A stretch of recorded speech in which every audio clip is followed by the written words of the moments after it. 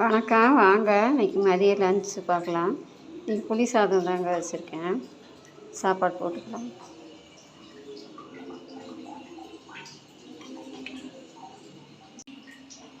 Late ஆயிடுச்சு இன்றைக்கி சாப்பாடு செய்கிறதுக்கு. கத்திரிக்காய் பொரியல் பண்ணியிருக்கேன். கத்திரிக்காய் வச்சுக்கலாம், காய் வச்சுக்கலாம். இன்றைக்கி மதிய லன்ச் அவ்வளோதாங்க. புளி சாதம், கத்திரிக்காய் பொரியல் பண்ணியிருக்கேங்க. மிளகாய் கிள்ளி போடாமல் மிளகாத்தூள் போட்டு பொரியல் பண்ணியிருக்கேன்.